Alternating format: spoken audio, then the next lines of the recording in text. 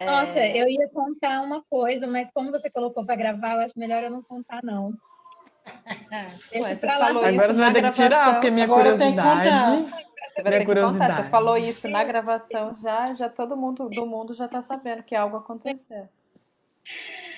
Gente, que vergonha. Ontem eu dormi no final da aula. Eu falei para a Josi hoje no áudio. Gente, sem brincadeira, eu não sei o que aconteceu comigo. A minha bateria estava acabando e eu fui colocar para carregar no quarto e fui assistindo, né? E de repente ficou tão desconfortável onde eu estava na cama que eu falei, vou dar uma encostadinha. Dali mesmo eu acordei com o Cleito me chamando, amor, amor. Aí eu, amor, misericórdia, eu dormi. Não dá Josi, sabe o mais que eu fiquei tempo. imaginando? Eu fiquei imaginando você terminando a aula e falando alguma coisa, não sei o que, né, Kelly? Kelly? Kelly? Mas ela gravou isso, viu, Kelly? Ai, Eu Ela vou não gente. ter te que rever contou. a gravação. É porque você não assistiu a aula de Gente. ontem, mas a gente te chamou no final. Ai, Josi, é sério isso? Na Claro, verdade, todo na mundo chamou. verdade, no finalzinho você encostou o pé e desconectou você ativou seu microfone e a gente ouviu você roncando.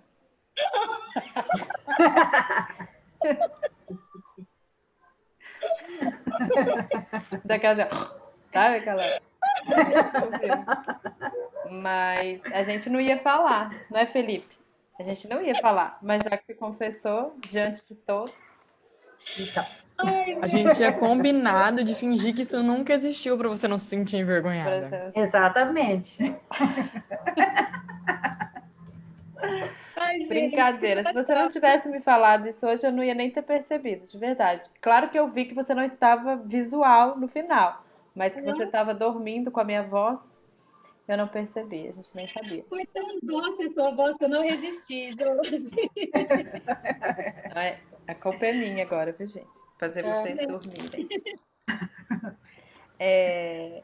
Mas, mais uma vez, então, tudo bem com todo mundo? Boa noite para todos. Eu não tenho muito essa mania de pensar, boa noite para todos e para todas, porque para mim todos é a ideia de quando eu aprendi em português que todos simbolizava todo mundo mesmo. Então hoje que tem todas essas mudanças, então, às vezes eu me esqueço de falar todos e todas, e todes, e todix.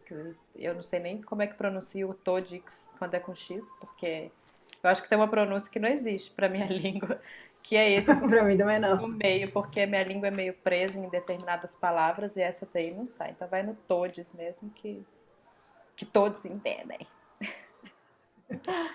Bom, eu queria saber de vocês se vocês conseguiram encontrar um objeto que incomodasse a cada um de vocês, né, dentro da própria casa ou no ambiente de trabalho de vocês, e vocês conseguiram trazer para casa. E se vocês estão com ele aí. Ó, aqui não tá, porque ele é grande, não dá para eu carregar, mas eu tenho.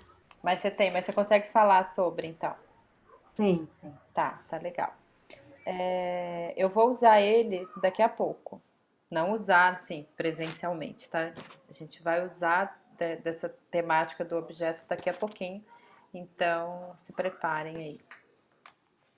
Eu queria falar O uma... meu é esse.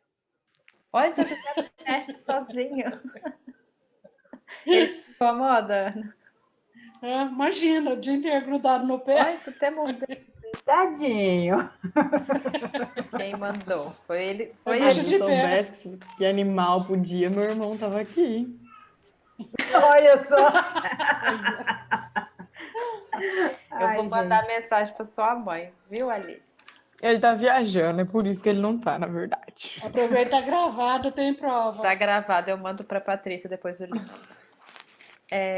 Eu queria falar com vocês um trecho, não é muito longo, desse livro aqui, do Corpo Fala, porque ele tem um jeito, não vou dizer engraçado, porque engraçado parece que a gente tem que rir, né?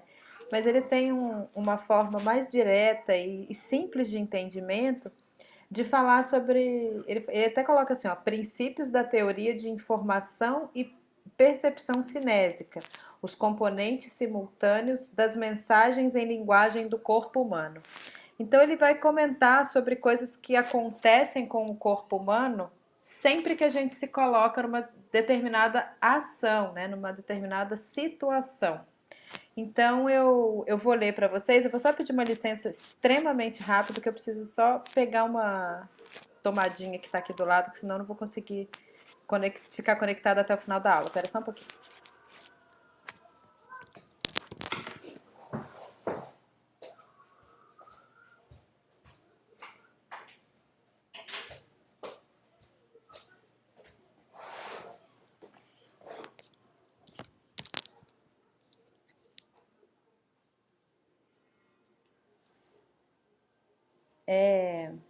Então eu vou ler para vocês, é bem rápido, tá? Componente 1. Os componentes simultâneos das mensagens em linguagem do corpo humano sempre concordam entre si ou discordam entre si. 2. É possível discernir entre atitude conscientemente exteriorizada e atitude consciente ou inconscientemente oculta. 3. A percepção e ou a reação do receptor das mensagens podem ser de modo consciente ou inconsciente. 4. Na percepção consciente de mensagens corretamente avaliadas, o acordo dos componentes confirma a verdade da intenção convencionalmente exteriorizada, e o desacordo dos componentes revela oposição reprimida à intenção convencionalmente exteriorizada. O que ele está dizendo aqui para nós? Que independente da forma como a gente exterioriza uma ação, uma opinião, né, uma opinião no sentido de uma forma de pensar, uma crítica, né, alguma coisa em relação ao outro, para quem eu estou comunicando, mesmo que seja inconsciente, ela foi pensada em algum momento. Né? Então, às vezes a gente fala assim, nossa, desculpa, falei sem querer. Eu falei sem querer, mas eu não falei sem pensar. Então, ele está dizendo mais ou menos isso, que por mais que a gente fale, nossa, eu nem pensei e acabei falando aquilo. Não, pensar você pensou. Você só não pensou em como falar. Às vezes a gente, né, não exercita isso no nosso dia a dia, né? Como falar para alguém e acaba saindo da primeira forma como chega para o receptor. Mas ele está dizendo isso, então, que assim, tanto no sentido oral, né, quanto no sentido físico nosso, essa exteriorização, ela, mesmo que seja inconsciente, ela foi pensada e na nossa memória ela está guardada. Então, nesses 4 pontos aqui, eu queria só comentar sobre isso com vocês. E falando um pouquinho também do que a gente comentou ontem, né, daquelas questões de coisas que incomodassem a gente. Será que a gente coloca para fora, né, o que a gente precisa colocar para fora em determinadas situações? E é um pouquinho disso que a gente vai falar hoje. E se a gente parar para pensar, os personagens criados pelos autores, eles são a maneira pela qual eles escolheram transmitir uma opinião, passar uma mensagem. E eu provavelmente já havia pensado dessa forma em algum momento. Mas ontem ficou muito fixo isso na minha cabeça, sabe? Eu preciso falar para o pessoal da turma que eu acho que um autor, ao criar um personagem, ele está criando uma maneira dele manifestar determinada opinião. Né? Ele não está criando simplesmente uma representação, mas é uma forma dele mostrar para quem está assistindo ou para quem está lendo a opinião dele mesmo, né? Que é o que a gente faz quando o escritor, né, e passa num texto uma sugestão, uma opinião, uma forma de pensar mesmo. O Mike está aqui, que é o poeta da turma, que poderia falar um pouco melhor essa questão. Assim, eu escrevo também algumas questões dramatúrgicas, mas e eu senti isso nos momentos quando eu conseguia parar para isso, sabe? Parei para escrever um texto e tal. E eu espero que esse ano de 2021 seja um ano diferenciado realmente e que eu consiga, pela primeira vez, encenar um texto meu que já está registrado, né? Eu tenho outros textos que a maioria dos nossos espetáculos, eu acho que na maioria não, todos os meus espetáculos cênicos, eles são autorais, né? Mas dessa vez agora, que eu espero que dê certo o projeto esse ano, que a gente consiga circular com ele, ele é um projeto autoral e registrado, né, em meu nome. Então eu acho que, quem sabe, vai rolar. Ô, Josi, Oi. você falou do autor tá transmitindo a opinião dele por meio do personagem. Numa das matérias que vai cair do concurso que eu vou prestar é língua portuguesa. Então vai cair bastante interpretação de texto. Eu estava estudando semana passada e tem interpretação e compreensão de texto. Então, o cara falou que você nunca, foi o professor que falou, você nunca jamais, a ideia principal, a opinião que está lá é do autor. Você não pode mudar aquilo, porque aquilo lá foi uma forma dele expressar, como você disse, a opinião dele. Você não pode mudar aquilo. É como personagem, a gente pode adaptar de várias formas possíveis, mas a ideia principal sempre vai ser do A autor. mensagem tem que ser transmitida de alguma forma, né? Na questão da interpretação do texto, no sentido de, na forma de um teste, por exemplo, que é o que você vai fazer daqui a uns dias e vai passar, se Deus quiser. É porque essa palavra eu acho que ela é muito mal usada no sentido do estudo da ordem mesmo, né? O que significa interpretar? Quando você fala interpretar, é quando você vai dar o seu jeito de mostrar uma coisa, né? Então, eu acho difícil quando a gente vai falar, eu estou interpretando um texto. Não no sentido teatral, tá? Mas assim, faça a interpretação desse texto, escreva a sua interpretação desse texto. Se eu estou falando da opinião de alguém, ou eu vou concordar ou eu vou discordar, né? Eu não posso dizer que é uma mentira ou que a opinião dele não é válida, né? Tipo assim, o autor escreveu isso, mas eu posso discordar. Mas como a gente já conversou em outros momentos, eu tenho que respeitar o momento em que foi escrito, o para que ele foi escrito, né? Porque se a gente for comparar essas questões também, muitas vezes, principalmente concursos, provas de vestibular, eles pegam um texto aleatoriamente e colocam num outro contexto, né? Eles pegam pegam um trecho, abrem um livro, pegam um trecho e falam assim, agora você vai usar isso, interprete esse texto relacionando com o governo brasileiro, sabe? São questões que eu acho, assim, primeiro que eu acho absurdas, né? E a gente que tá ali num momento de tensão, de nervosismo, tem que parar, refletir conscientemente do que eu vou escrever. Eu vou citar para vocês uma situação que eu já passei e que eu nem me orgulho dela muito, não, mas que se eu não fizesse daquela forma, talvez eu não teria conseguido me formar no ano que eu me formei. Eu tive uma professora, ela era professora de continuidade, ela dava sequência no estudo da evolução do teatro. Então, assim, era a evolução do teatro, que era uma coisa que eu não entendia por que chamava esse nome, a matéria também. A evolução, por quê? Vinha lá do teatro primitivo até os dias de hoje. Aí eu falava assim, por que não fala a trajetória do teatro, né? Não a evolução porque parece que naquela época era ruim e hoje é muito bom, né? Porque a gente entende que uma coisa evoluída é melhor do que a não evoluída, né? Então eu não gostava desse nome, e não é por isso que eu não gostava da professora. Mas ela fazia questões em que se eu respondesse, por exemplo, uma questão, e mesmo que eu não colocasse a minha opinião, mas se eu respondesse de uma maneira que não fosse exatamente o que ela queria ouvir, ela zerava minhas provas, as minhas especificamente, não era de qualquer pessoa, era a minha prova.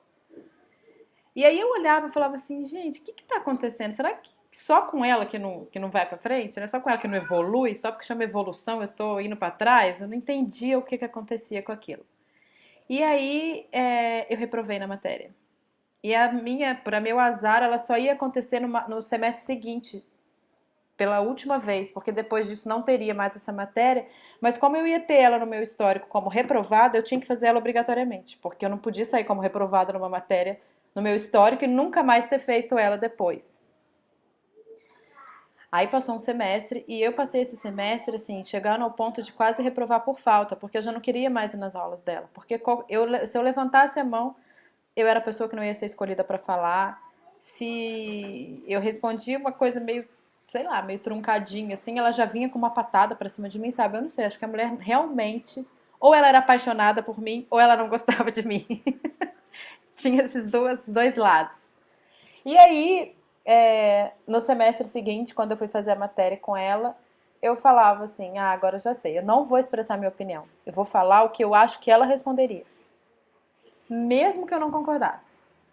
Eu pegava, escrevia textão mesmo, fazia página de respostas. Eu falei, agora você vai ler, mulher, já que você gosta de ler, você vai ler. Eu tirava 10. Eu fechei o semestre com 10. E eu não acreditava, eu falei, gente, não é possível. Aí ela virou e falou assim, parabéns, Josi, finalmente você entendeu. Eu falei, realmente eu entendi, que se eu não coloco no papel o que você quer, eu tiro 0. Ainda bem que eu já tinha passado na matéria, porque senão capaz ela zero mesmo. Mas tem muito isso, né? Então eu acho que é muito errado o uso dessa palavra interpretação.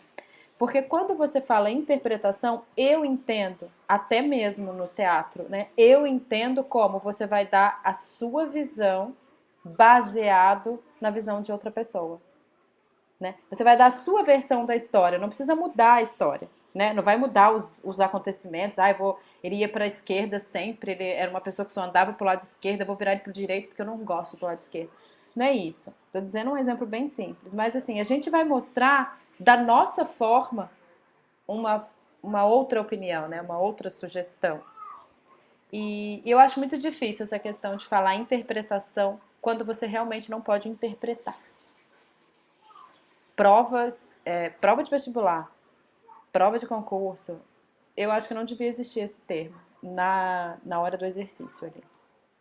Só uma opinião, viu, gente? Não é nada de só um momento Para de... contextualizar, são 60 perguntas que eu Olha vou ter. isso. Sobre português só? Português e direito. E eu não me formei em direito, engraçado. Isso tudo bem. Pede a Gabi um auxílio. Ai, não tem, sei lá, não tem explicação determinadas coisas, né? Hoje eu vou falar um pouquinho para vocês de um outro livro, um terceiro livro. Esse já é um livro mais contemporâneo, assim, ele já é mais próximo de nós. Vocês vão ver até pela cor da capa dele que ele é mais novinho. Mas eu acho que ele é um livro para quem puder adquirir. Eu acredito que ele não vai dar para baixar porque ele é de uma editora bem conceituada e ela provavelmente não liberou ele em PDF em lugar nenhum. Mas talvez tenha naquelas versões, como eu consegui separar para vocês, do livro do Corpo e Seus Símbolos, que chama O Papel do Corpo no Corpo do Ator, da Sônia Machado de Azevedo. Essa autora, ela gosta muito de falar, então vocês vão pegar textos dela assim, que são longos, mas que são muito explicativos, sabe? Ela depende de todas aquelas palavras para poder passar a mensagem dela. Então são longos, mas não são cansativos. Eu vou ler um trecho para vocês e aí a gente vai fazer a prática. Tami, você que não estava ontem, você viu a mensagem sobre buscar um... Tami e Danilo, né, que eu acho que não estavam ontem. Sobre um objeto que os incomodasse? Não, mas eu posso pensar aqui agora. Tá. É alguma coisa que tem aí na sua casa mesmo. Algum Tá. objeto que, assim, que por você não existiria dentro do seu ambiente. Tá. Dentro do seu habitat. Tá bem, Danilo? Tranquilo. Beleza. Eu vi, já pensei. Então tá. Vários.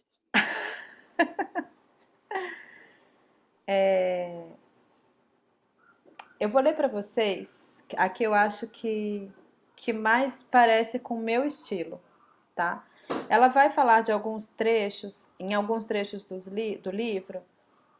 Por exemplo, aqui na introdução ela coloca assim: concepções do corpo do ator no teatro, fontes e vertentes.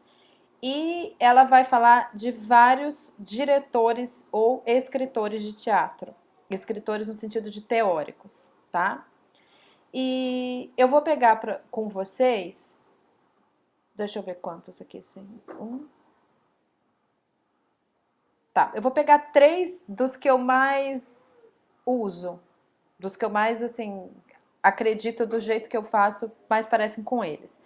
Mas aqui a gente vai ter Stanislavski, Meyerhold, Chekhov, Artaud, Brecht, Grotowski, Living Theatre, Peter Brook e Mama Troupe. E outras trupes de performance, Teatro de Soleil, Odin Theatre e Open Theatre. Mas eu vou falar com vocês aqui do Chekhov, do Brecht e do Peter Brook.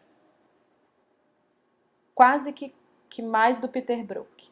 Porque como a gente vai fazer performance, eu acho que ele é um autor que vocês precisam ouvir. Então vamos pegar aqui o Chekhov.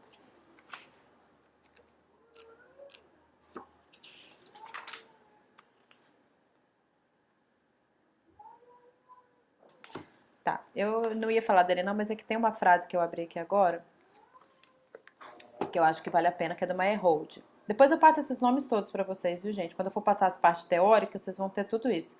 Porque às vezes você vai falar e fala, nossa, não sei nem como é que escreve esse nome, é difícil mesmo.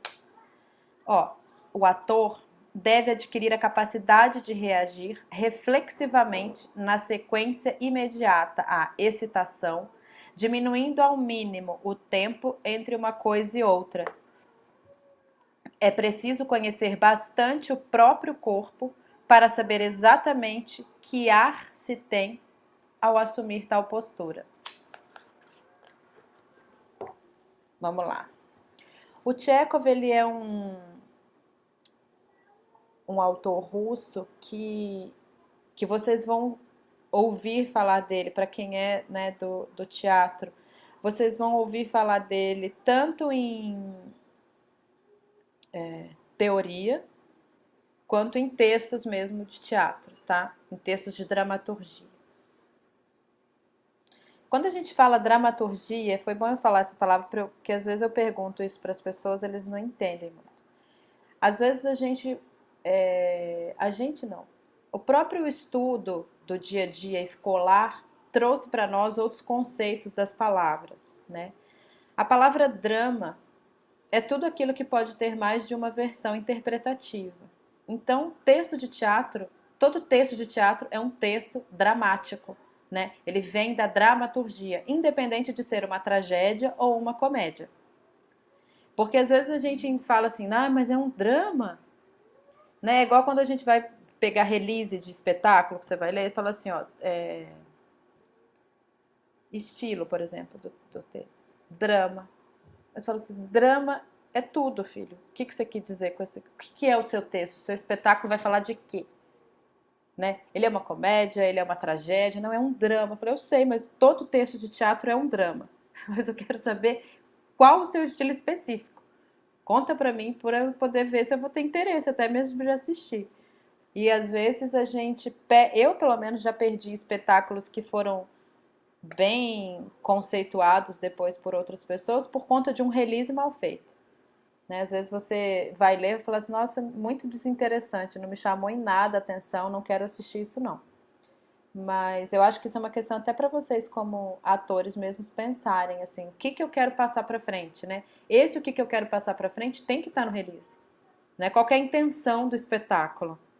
Né? O que você pretende com esse espetáculo? Porque se não tiver ali, e às vezes a gente tenta encher, como diz o ditado popular, encher linguiça, e acaba ficando uma coisa meio desconexa, que ninguém entendeu o que vai acontecer, e vai assistir o espetáculo e vai falar, nossa, não tinha nada daquilo que estava escrito, está acontecendo aqui, né? A pessoa que escreveu aquele release estava escrevendo sobre isso aqui mesmo, porque tem coisas que são bem desconexas. Então eu vou falar agora primeiro do Chekhov. Eu vou só mostrar para vocês como que escreve o nome dele, ó. Eu sei que vai sair talvez aqui meio invertido, espelhado. Mas, ó, pra vocês verem que realmente vocês não sabem escrever só de eu falar. Hoje. Eu não tô enxergando nada. Eu fiz exame de vista eu hoje sou letrada, e eu passei colírio. O nome dele, pra quem tá escrevendo aí, ó, T-C-H-E, porque tem o acento agudo, não é? K-H-O-V. Só de eu falar Chekhov, você sabe que é assim que escreve, né, gente? Chekhov. tá na palavra. A soletração dessa palavra, credo. Bom, é o que ele diz. O ator precisa desenvolver extrema sensibilidade do corpo na relação com impulsos criativos psicológicos, já que é motivado por impulsos artísticos vindos da sua imaginação, trabalhando juntamente com seu físico. 2. Desenvolver uma psicologia rica em cores e matizes, trabalhando com intensidades variadas, sentimentos e sensações bem delineadas, conseguindo relacionar tudo ao trabalho corporal. Manter tanto o corpo como seu mundo psicológico a serviço de sua arte. A pesquisa dos movimentos naturais leva à descoberta dos caminhos usados pela energia interna em direção ao exterior em cada ação determinada. Essa energia é percebida como algo que precede o desenrolar das ações e é responsável pela presença do ator no palco. Não sei se vocês lembram, mas a gente falou um pouco disso ontem, né? Que quando eu comentei com vocês e vocês mesmos relataram, a questão da naturalidade, para a gente buscar na naturalidade uma forma intencional de realizar determinado personagem, de realizar determinado movimento, né? Quando a gente comentou das partes de ontem, das partes do corpo, desculpa, de ontem. Chekhov enfatiza que o ator deve treinar o sentimento da forma pela habilidade de torná-la clara, nítida e precisa. 12. Oi. Você pode repetir, por favor? É buscar na naturalidade uma forma intencional. Ai, só um momentinho, peraí que tá aqui. É que eu grifei, mas... Ah, tá. Ah, o que eu falei... Tá. E agora, meu Deus? Ah, vai estar gravado depois se eu falar diferente, tá? Mas... Bom, é alguma coisa do que vocês falaram ontem. Não, mas agora eu acabei de falar, então vai estar gravado. Se eu falar diferente, você considera primeiro, tá? Mas é assim, buscar na naturalidade uma forma de interpretar de uma maneira mais próxima possível do que você entendeu daquele texto. Não necessariamente da mesma forma como você faria na vida real. Sabe assim, como que a Tami faria? Não, a Tami faria assim. Mas como que eu consigo, nessa natureza minha, transformar essa intenção e interpretar o texto ou interpretar a ação? Às vezes a gente se confunde um pouco quando um diretor pede para nós assim, não, eu quero ação, eu não quero texto agora. E essa ação, ela pode ser um jeito de piscar o olho, ela pode ser um movimento de cabeça diferente, ela pode ser um sorriso, ela pode ser, sei lá, um trejeito que você criou pro seu personagem. Então, às vezes a gente fala assim, não, isso faz diferente. E às vezes a gente vai tentando mudar a forma de falar o texto. Né? É legal essa dica, talvez, assim, para vocês, porque às vezes a gente vai, não é na fala que tá o problema, né? Não é na fala que eu não tô conseguindo enxergar. Não tô dizendo problema no sentido de erro, não, tá? Mas às vezes, assim, a desconexão que existe entre o que o diretor tá pedindo para você e o que você tá transmitindo para ele. Mas nessa interrupção, né, de sequência de pensamento, acontece muito isso. O ator, ele busca mudar a forma de falar. E não, assim, inserir um mínimo detalhe que aquela inserção ali vai fazer toda a diferença na fala, né? Se você fala uma... Mike, eu posso usar você como exemplo? Então tá, na verdade eu vou usar você como cobaia mesmo, não é nem exemplo. Eu queria que você falasse a frase assim, aquela frase bem típica assim, batatinha quando nasce se esparrama pelo chão. É isso mesmo que fala, gente? É assim, batatinha quando nasce, espalha a rama pelo chão, agora eu não lembro. Batatinha quando nasce esparrama pelo chão. Isso. Agora eu quero que você fale isso de uma maneira que transmita para mim que você tem asco de batata. É asco, rapaz? É nojo, meio eca de batata. É como se eu pedisse pra Kelly falar sobre gatos, por exemplo. Depois ela explica. Tá bom. Ah, peraí. Batatinha, quando nasce, esparrama pelo chão. Tá. Isso que você tem, agora eu quero que você fale na batata. A batata? Vai, mais uma vez só, por favor. Ai, meu Deus. É quase esse, ai meu Deus, peraí, vamos lá.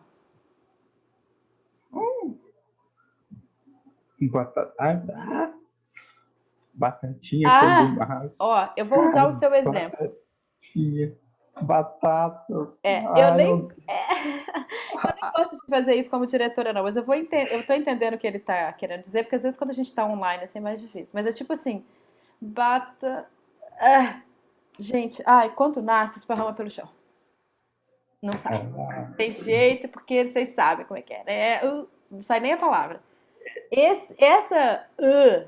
Ou esse, ai, batatinha, feliz da vida, porque eu amo batata, se eu pudesse, eu comia batata o dia inteiro.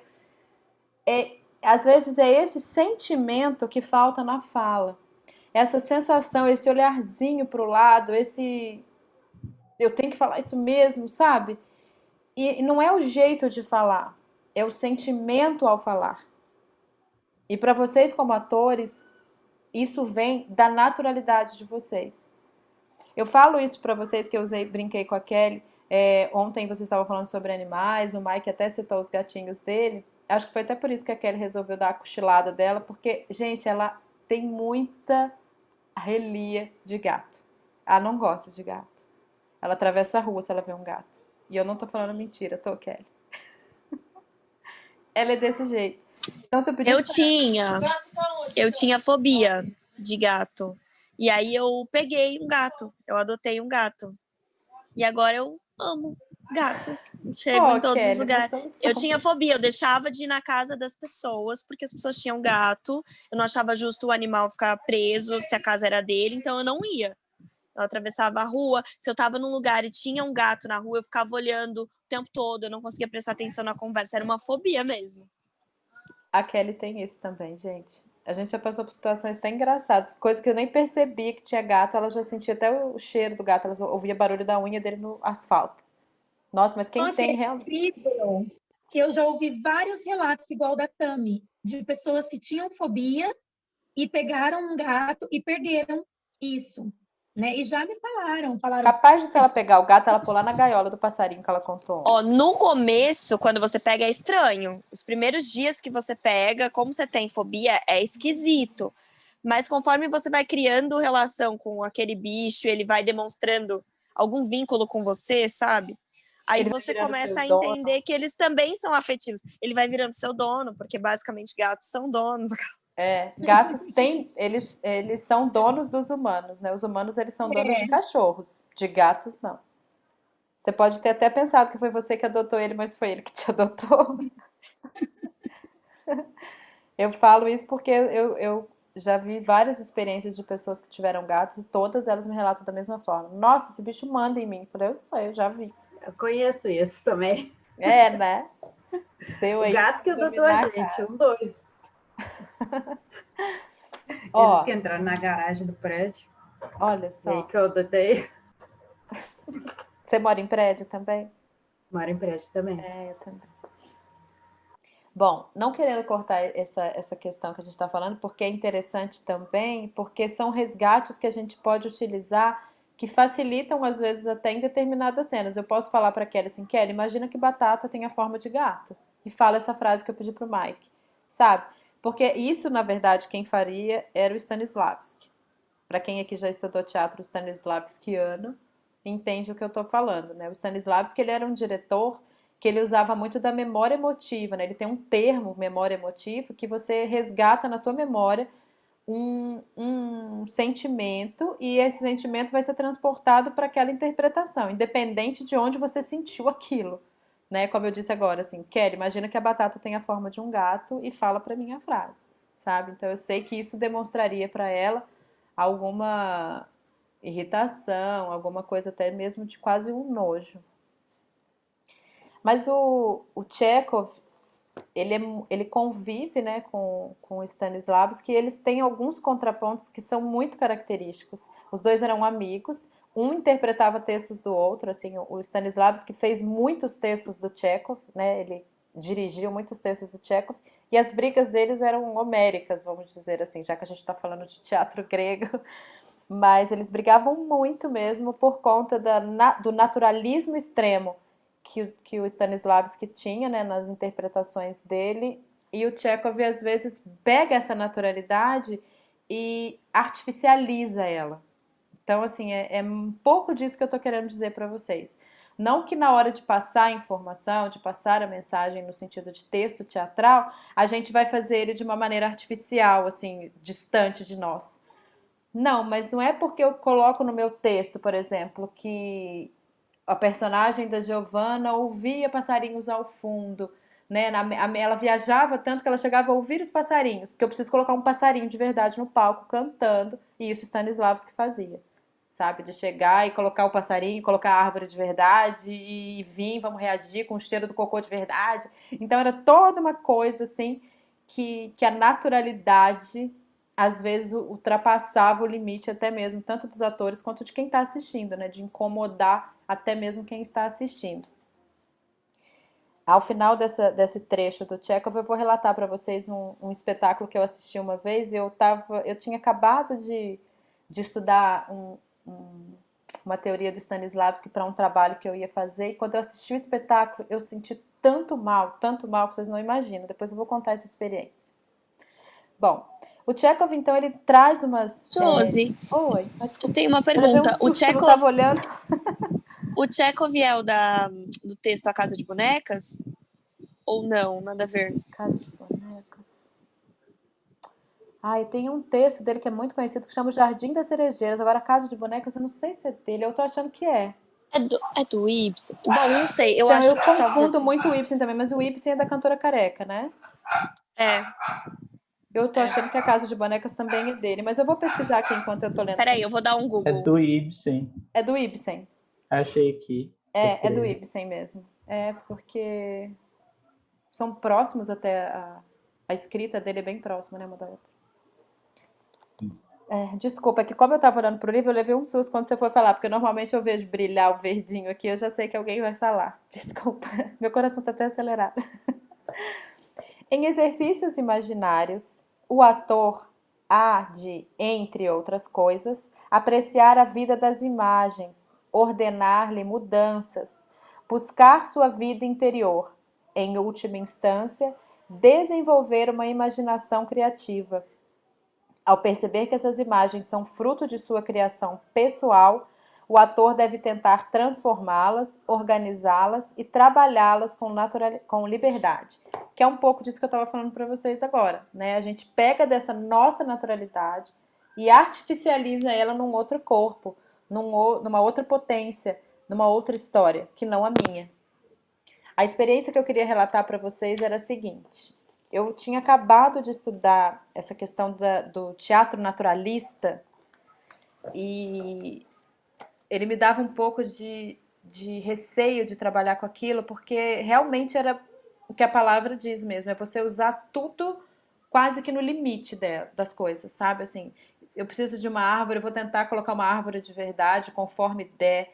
Eu preciso de uma pessoa que está sangrando, eu vou tentar ver se alguém consegue sangrar de verdade no palco, sabe? Então eram coisas assim que me davam um certo desespero quase ao tentar reproduzir aquilo, porque era uma obrigação, eu tinha que fazer aquele tipo de trabalho e eu não conseguia entender como fazer aquilo. O espetáculo que eu assisti, ele me ajudou muito, porque ele trouxe essa naturalidade artificializada. E eu só consegui perceber que isso era possível porque eu assisti aquele espetáculo. Era o seguinte, era um espetáculo que falava sobre canibalismo. E como é que eles iam comer de verdade, né, pessoas no palco. E ficava aquela questão assim, falava, nossa, como é que eu vou assistir isso, né? Como que será isso, né? Sendo que eles fazem uma interpretação, a meu ver, naturalista. E cheguei a assistir o espetáculo e tinha na frente da cenografia, assim, eu estava mais ou menos no meio da plateia, e tinha uma cenografia bem próxima da boca de cena, assim, que a boca de cena é a frente do palco, tá, gente? Tava muito próximo ali e tinha era como se fosse sabe quando as pessoas, a gente passa em frente a uma obra e tem um monte de areia, assim? Parecia um monte de carne moída. E eu olhava para aquilo e de vez em quando aquilo descia, assim. Eu olhava para aquilo e falava, acho que nunca, eu amo carne, mas eu acho que nunca mais eu vou comer carne na minha vida. Gente, eu não tô conseguindo. Eu olhava para aquilo ali e ia me dando enjoo. Eu tinha muita vontade de sair correndo, porque eu falei, eu não quero ver isso mais, eu não quero continuar olhando para aquilo. E tinha muita coisa na cenografia, eu podia olhar para outras coisas, mas eu olhava fixamente para aquele monte de carne moída, ao meu ver, de onde eu estava. E como se tratava de canibalismo, muitas coisas eram representadas com partes do corpo humano. Então, assim, tinha, por exemplo, um sofá que parecia pele de gente. Tinha uma cadeira que as partes da cadeira pareciam semelhante a ossos, sabe? Então, assim, eram coisas muito, muito próximas da realidade mesmo, nossa. E quando, ao encerrar o espetáculo, eu quase, de verdade, passando muito mal, com enjoo, assim, com ânsia, falei assim, eu preciso ir lá na frente, eu preciso sentir muito próximo isso de mim, porque não é possível que eu tô com nervoso de uma cenografia, não pode isso, né? Uma pessoa do teatro ter agonia de cenografia. E eu me aproximei, assim, quase que fechando o olho, e quando eu cheguei perto, eu não sei se é da época de vocês mais novos, mas eu acredito que a Ana Lúcia vai lembrar, o Danilo vai lembrar. Tinha uns bonequinhos, quando eu era criança, uns bonequinhos duros, assim, peladinho. Não sei se vocês lembram disso, era inteiriço de plástico. E eles são peladinhos, eles não têm roupinha, eles não têm nada, mas eles têm um olho bem pretão. E eles todos são tipo o tom de pele da Gia, assim, um bege escuro, assim. E eles são peladinhos. E sempre mais ou menos desse tamanho, assim, eles não passam do tamanho de um dedo. E eram bonequinhos, assim, mais ou menos, que acabava se presenteando crianças mais simples, né, mais carentes. Gente, aquilo lá era um monte daquele bonequinho. E cada vez que alguém mexia na cenografia, eles desciam, né, escorregavam entre eles, assim. E da onde eu tava, eu imaginava carne moída. Mas eu acho que se eu não chegasse ali perto e entendesse aquilo, eu até cheguei a falar isso pro diretor depois no final, num bate-papo com ele, assim. Eu falei, olha, o tempo inteiro esse negócio me incomodou, porque eu via carne moída. Ele falou assim, vai onde você estava sentada. Aí eu cheguei onde eu estava sentada, ele falou, olha embaixo da sua cadeira. Tinha um saco de carne moída estragada embaixo da minha cadeira. Eu sentia o cheiro daquilo, por isso que aquilo estava me incomodando. Ele falou assim, em alguns lugares do espetáculo, né, da plateia, nós colocamos coisas que condicionassem as pessoas a terem sensações diferentes por conta do aroma do lugar. Então, embaixo de mim tinha realmente carne moída estragada. Não era nem assim, carne moída que dava para comer depois, mas estava estragada. E quando eu olhava para aquele negócio descia, assim, aí eu falava, meu Deus, não é possível, eu tô sentindo até o cheiro, sabe? Assim, eu imaginei, ele falou assim, eu só tô te falando isso porque eu sei que você é aluna e que pode até gerar uma estratégia para você no futuro disso, assim. Eu falei, cara, como é que o cara conseguiu captar isso? Ele falou assim, olha, o seu azar e a sua sorte vai ter sentado nesse lugar, ele falou pra mim. Ele falou assim, pra sua sorte, porque você conseguiu descobrir o que era. E pro teu azar, porque você ficou o espetáculo inteiro em agonia. Mas, assim, são questões que vão surgindo no decorrer de uma trajetória, de uma preparação de um espetáculo, né? E que são ideias, assim, que muitas vezes vêm até do próprio ator. Porque o que incomoda vocês, entendeu? Assim, será que incomodaria o ator se ele sentisse esse cheiro de carne estragada? Ah, incomoda. Então vamos colocar em várias cadeiras da plateia esse cheiro? Porque daí o cheiro não vai ficar só ali, ele vai, né, proliferar pelo espaço. E só que como estava muito próximo de mim, para mim era bem, né, bem sentido, assim. Mas é um pouco disso que o Chekhov está falando aqui, sabe? Tentar criar estratégias dentro do texto que foi colocado para vocês, para que vocês cheguem até essa plateia, ou a incomode, ou a agrade, ou a abrace, ou lhe dê uma rasteira, mas de maneira aparentemente natural. Deu para entender? Deu mesmo? Então agora eu vou ler para vocês o trecho que fala um pouquinho sobre as estratégias brechtianas. Deixa eu pegar aqui. O Brecht, eu tenho pessoas que falam Brecht, eu não sei falar especificamente como que é, mas eu vou mostrar para a Alice e ela me fala como é que é.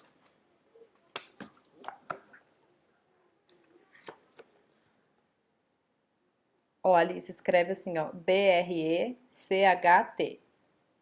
Como que seria essa pronúncia? Belgamente falando. Eu vou chamar a profissional. Porque a gente fala a vida inteira de um jeito e não é daquele jeito que fala, né, gente?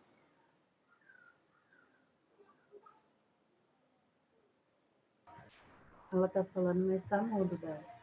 Não, ela tá perguntando pra mãe dela como fala. Ah, então tá. Enquanto você descobre, eu vou ler uns trechinhos sobre ele. Brecht não quer o ator mergulhado nas emoções da personagem, e muito menos em suas emoções particulares. Ele aqui já vai para um outro âmbito, né?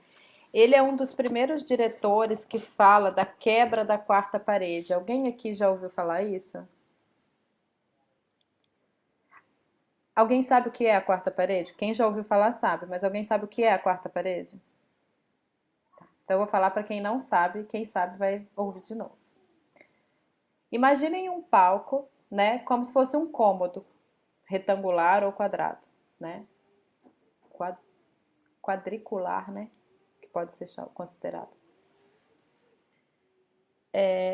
A quarta parede é a frente do palco. É quando o ator olha de frente para a plateia. A quebra dessa quarta parede é quando você olha para a plateia e a reação dela interfere na sua cena. Então é como se o público fosse um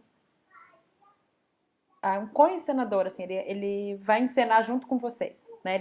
Ele é um público participativo, mas não necessariamente que vai ter conversa entre vocês, oral, tá? Pode ser simplesmente uma troca de olhar, a reação da plateia vai interferir em como a cena vai acontecer. Então, muita coisa que veio depois do Brecht vem dessa maneira para nós. Né? Às vezes a gente vai assistir um espetáculo mais de uma vez e quando você assiste num dia ele acontece coisas e no outro dia acontece outras coisas, porque a reação da plateia interfere na atuação no palco. Conseguiu descobrir ali? Sim. Brecht. Ah lá, Brecht, tá vendo? A gente fala meio brasileiro e não sabe falar. Mas vou continuar falando Brecht para que todo mundo saiba, que eu não sabia falar até hoje. Então aqui, ó. Seu teatro pretende deixar à mostra o processo de feitura das ações e reações humanas num contexto histórico claro. Para que isso se efetive no palco, é necessário que se forme um novo ator, aquele que consiga lembrar ao seu público que está apenas representando. Por que eu quero citar um pouco desse teórico para vocês? E também dramaturgo, porque o Brecht escreve muita coisa.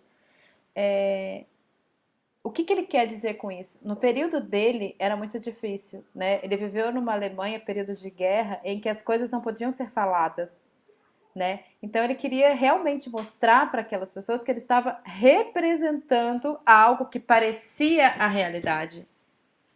Algo que poderia aproximar aquelas pessoas do que estava acontecendo naquele pós-guerra ou naquele durante guerra mesmo, sabe?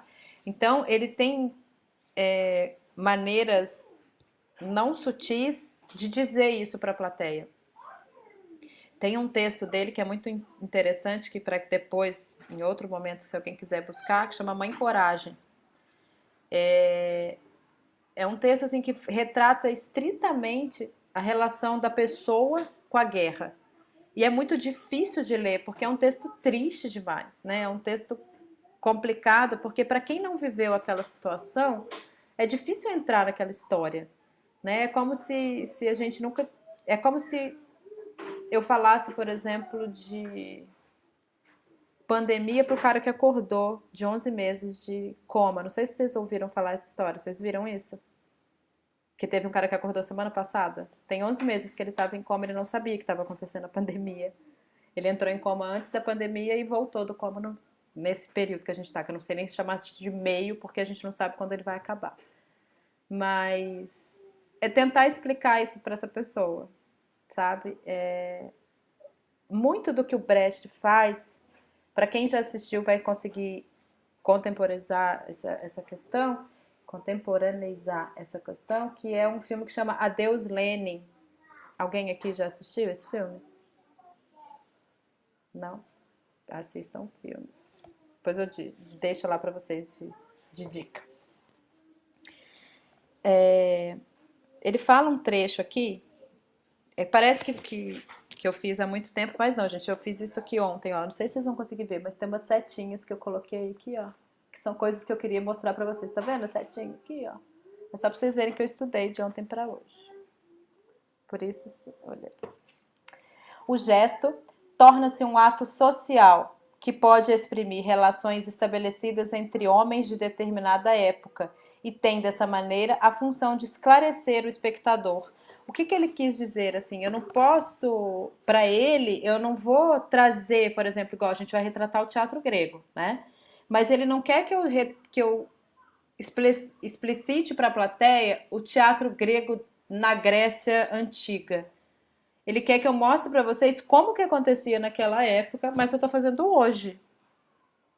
Então ele tinha essa relação do tempo, sabe? Ele não mostrava assim estritamente, vamos trazer, vamos quebrar as paredes, deixar em tijolos à mostra, vamos... Não, eu estou fazendo isso dentro de um palco de teatro contemporâneo e eu estou fazendo uma representação do teatro grego. Que é um pouco do que eu falei na questão da palavra interpretação agora há pouco, com o Mike. Então o Brecht ele é muito da representação, ele não é da questão assim, vamos usar da naturalidade, vamos trazer muito do ator.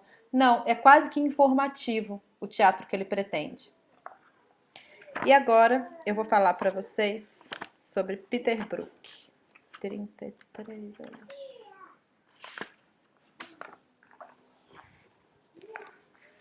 O Peter Brook, ele é um diretor, ator, bailarino e tudo mais, que se pode pretender do corpo de um ser humano, mas ele assim, é um ídolo para mim, eu gosto muito.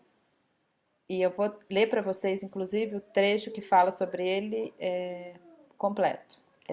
Não é tão grande. Trabalhando com um grupo experimental, Brook encaminha seu treinamento no sentido de investigar os problemas enfrentados pelo ator contemporâneo. Então, ele busca na sociedade artística formas de manifestar determinados assuntos nas interpretações que ele faz. Ele faz quase que 100% do trabalho dele é performático. Então, por isso que eu queria falar dele para vocês. O ator, para Peter Brook, não deve simplesmente imitar, dirigindo desse modo sua interpretação pelo caminho mais fácil. Deve, isso sim, como dançarinos e cantores o fazem, trabalhar tecnicamente durante toda a vida, fazendo diariamente uma série de exercícios que cuidem de seus problemas específicos de atuação. Aí tem aqui, ó, em O Teatro e Seu Espaço, que é um livro dele, ele fala: flexionar os músculos somente não basta para desenvolver uma arte.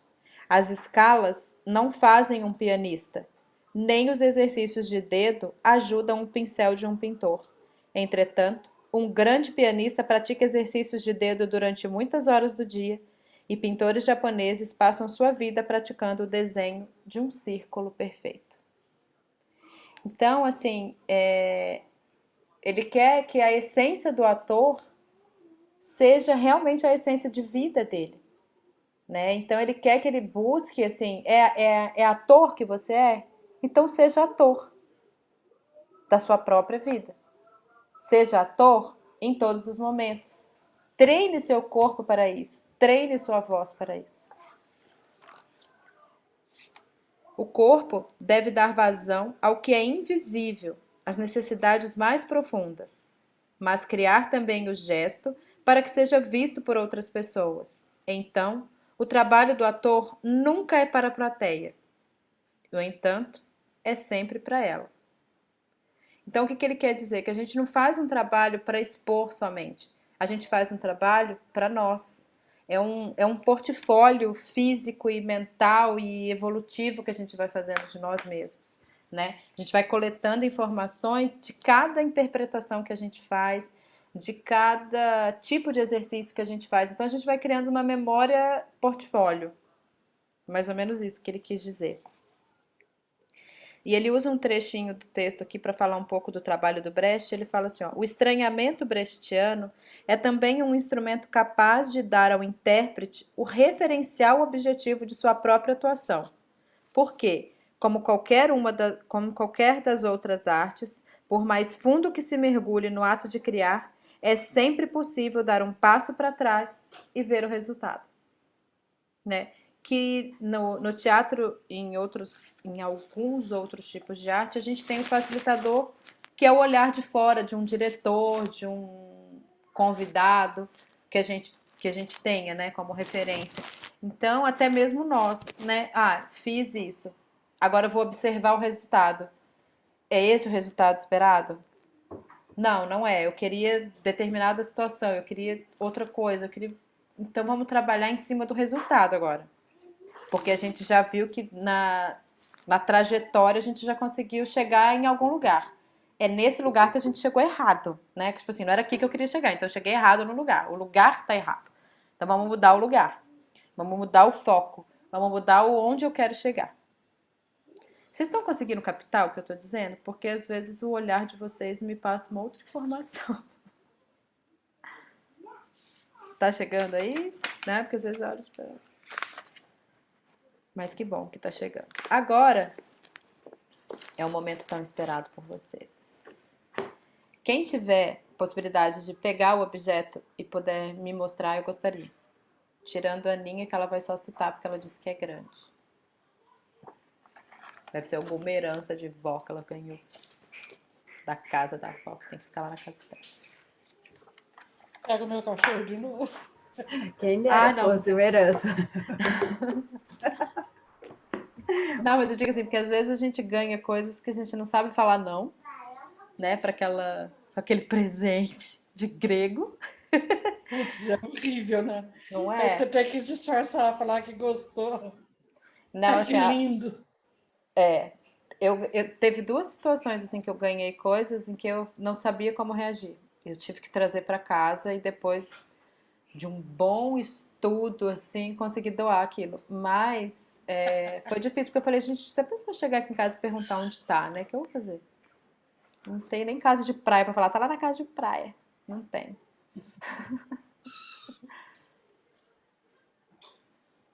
Vocês pegaram já? Felipe, que é isso? É o braço dessa cadeira. Agora não incomoda mais.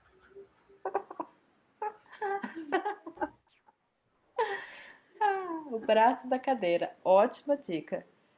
A Ana Lúcia é o cachorrinho, né? Como que ele chama, Ana Lúcia? Caramelo. Da mesma cor do braço da cadeira. Olha só, tem uma ligação nisso aí. Você, Kelly? Eu pensei tanto, porque eu sou uma pessoa que não gosto de nada que me incomoda, então eu vou realmente tirando de dentro de casa. E eu tenho duas coisas que me incomodam, mas são grandes também. Assim, Então, não são se coisas você que eu... quiser só citar, pode citar.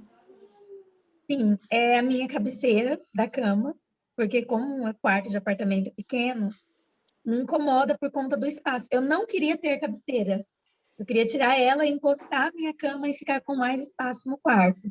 A minha cama é grande, a minha cabeceira é grande, então o meu espaço é Mas é pequeno. uma coisa unificada? Não dá pra, tipo assim, não dá pra... Dá para tirar, mas o meu marido não quer, porque quem deu de presente foi a minha sogrinha, que eu amo de paixão, mas... Não entendi. Mas é uma cama inteiriça, é uma cama tradicional. Não é aquelas box que você encaixa uma cabeceira, não.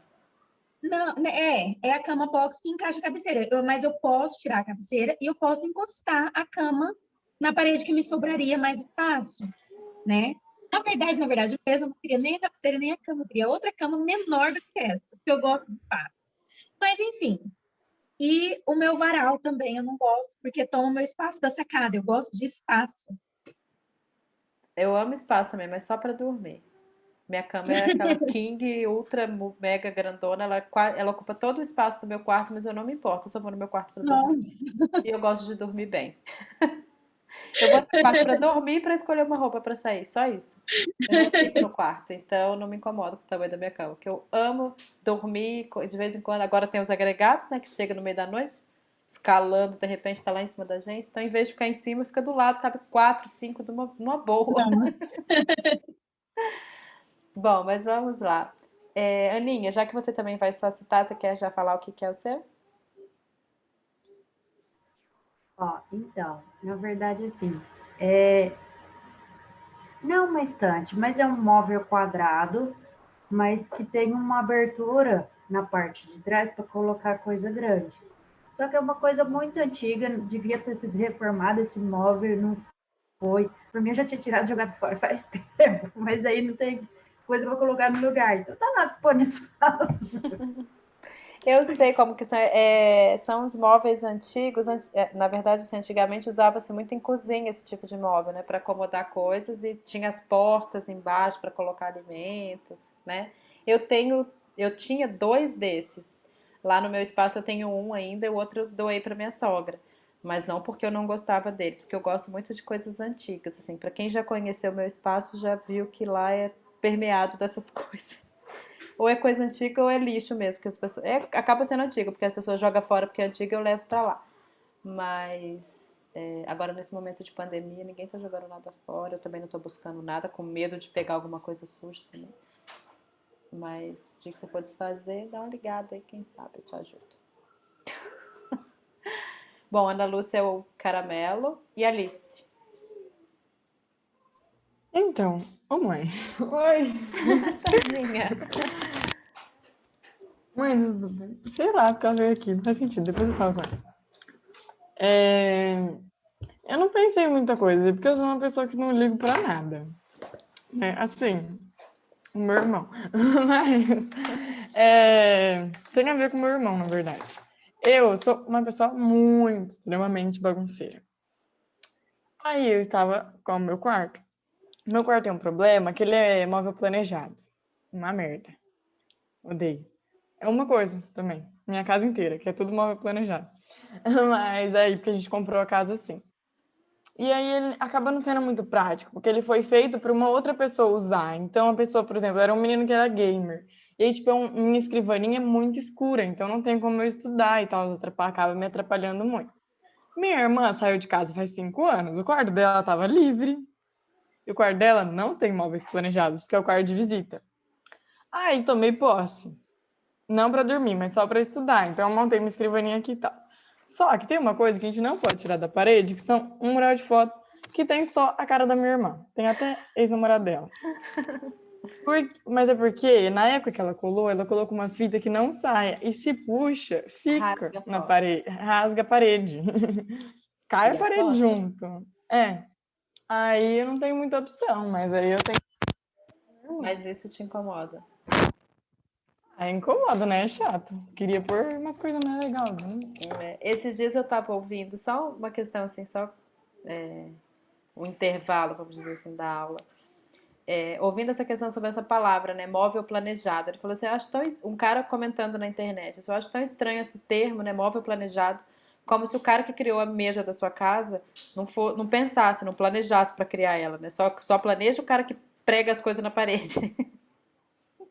E aí ele falou assim, realmente, se a gente parar para pensar, tudo foi planejado, né? Devia ser móvel modular, que é próprio para um estilo, né, de determinadas casas. Talvez esse nome veio para ficar, mas não combinou realmente com o significado da palavra. E tu, Mike? Se vocês quiserem, eu pego e mostro, porque ele é grande.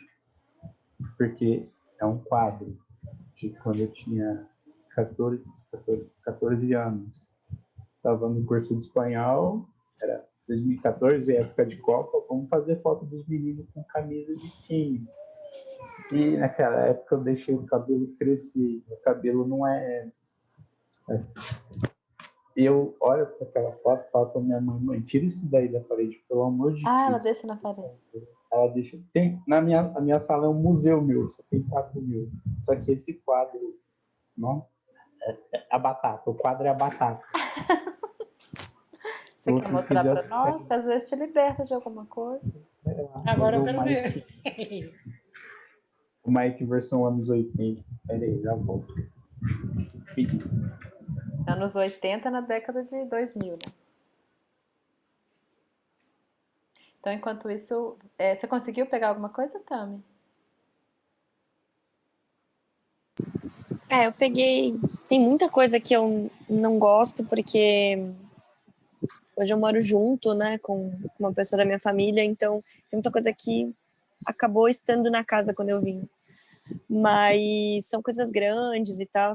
Então eu escolhi alguma coisa que, tipo, eu me iludi, foi uma ilusão, e eu sou bem iludida. Eu fui numa loja que tem muita coisa que eu gosto e tal, e aí eu falei, lógico que eu vou usar um brincão. E eu comprei esse brinco aqui. Nossa, não te fura É que não lindo, cabe. que é lindo, por sinal, né? Mas eu acho que tem que ter 3 pescoços para usar isso aqui. Não Eu vai te nunca caber. usei. Nunca usei. Eu achei que ia ser, tipo, o acaso da minha vida, uma coisa maravilhosa. Mas não, eu não tenho pescoço para isso, né? Ele me arranha, me fura, faz Nossa, mas qualquer outra alguém coisa, tem? mas não funciona. Não é muito Então, longo. será que alguém tem? Não Não sei. conheço. Nossa, é muito longo. Eu tô Bonito te falando, eu mas te assim, e se conheço, vai furar cortasse, teu. né? Vai furar Se aqui. cortasse na metade, assim, né? Não sei. Mas a tradução é que eu comprei, deve ter uns 3 anos, e, tipo, nunca usei. E eu odeio comprar coisas que eu não uso Então, eu vou te dar uma depois. dica. Eu não sei o que você pode gostar dela ou não. Assim, eu tinha um brinco assim, e depois eu até te mostro o que ele virou, né? Como que ele tá hoje, assim. Eu comprei quando eu morava na época de faculdade ainda, e eu tinha uma amiga muito próxima que, assim como você, a gente era muito parecida, todo mundo pensava que a gente era a mesma pessoa. Ela foi por conta dela que uma pessoa pulou nas minhas costas uma vez, e eu resolvi transformar esse brinco num colar. Então eu peguei um brinco, fiz um pingente com ele e o outro eu dei para ela. Então nós duas temos o mesmo colar. Isso até o ano passado eu tinha, porque é uma folha e ele é muito importante para mim, assim, tipo assim, as situações mais estranhas e mais engraçadas e mais que estão na minha memória, eu estava usando ele. Então ele significava bastante coisa para mim, assim, eu gosto muito dele e eu acho ele muito bonito. Só que o meu filho, o ano passado, finalzinho do ano, ele estava brincando com ele e o metal é muito fininho, partiu a folha. Ele chorou, ficou super decepcionado porque tinha quebrado meu pingente e tal, mas meu marido querido me presenteou, ele mandou fazer uma réplica em prata. E ele fez 2, porque ele falou assim, ó, Que quando eu te legal. conheci, você estava usando esse colar. Então eu queria ter ele para sempre. Como ele quebrou o de verdade, então ele fez uma réplica em prata para mim e para ele. Agora nós dois temos o colar. Mas é Que parecido com essa história aí, lindo. porque assim, eu não uso nada que passe da minha orelha. Eu nem tenho ideia do porquê que eu comprei aquele brinco, até hoje. Mas eu não uso, o máximo que eu uso é essa bolinha, uma coisinha bem mínima assim, e ainda assim me incomoda. A primeira coisa que eu tiro depois do sutiã é o brinco.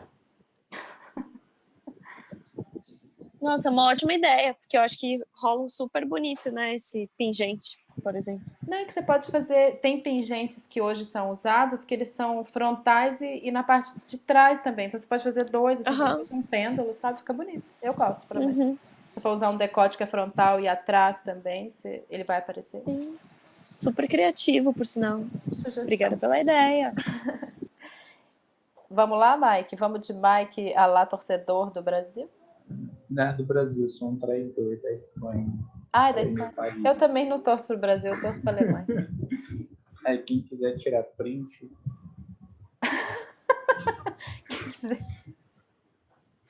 Quem quiser tirar print é ótimo. Na print. verdade, assim, tá na sua fisionomia a alegria por estar nessa foto, né? É muito nítido que você estava realmente esperando que a sua mãe fizesse esse pôster seu, porque você estava tão feliz. A cara transmite, assim, né? A reação dele para a foto foi você mesmo, né? Porque quando você não gosta, você tem essa cara ainda, não? Pode falar a verdade. Não sei, que estava no curso, daí a professora falou, vocês querem tirar foto? Eu tava, não, né, vamos. Eu não sei que merda que eu tinha na cabeça de deixar o cabelo crescer, foi modinha na escola. É um Mas belo assim, ó, fisionomia, não sei, fisionomia não, aparência física sua não é o que atrapalha na foto, é a sua cara mesmo. O Não, sentimento de estar ali naquele momento que fez a foto ficar mais te incomodando, não é? Não, fala a esse- verdade, você não acho que queria esse tirar essa foto. sentimento repetiu, porque teve um dia que eu estava voltando da escola, acho que foi um ano depois disso.